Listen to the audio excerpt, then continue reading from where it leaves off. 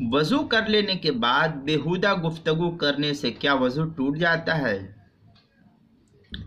بہت سے لوگ بارہا یہ پوچھتے رہتے ہیں اور کہتے رہتے ہیں کہ وضو کر لینے کے بعد گالی وغیرہ نہیں دینا چاہیے، اس سے وضو ٹوٹ جاتا ہے، تو اس کا کیا حکم ہے؟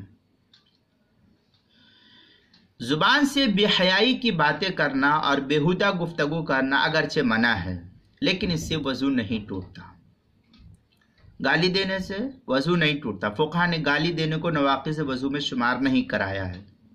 ٹھیک ہے، یہ الگ مسئلہ ہے، گالی دینا یا نہ دینا، اس سے ہم کو کوئی ابھی بحث نہیں ہے، دے یا نہ دے وہ بات کا مسئلہ ہے۔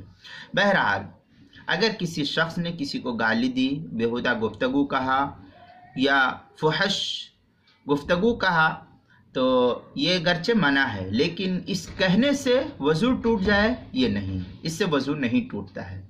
چنانچہ محیط برہانیہ کے اندر ہے والکلام الفاحش لا ينقض الوضو، محیط برہانیہ پہلی جلد صفحہ 216، کتاب المسائل پہلی جلد صفحہ 169 پر اس کو نقل کیا ہے۔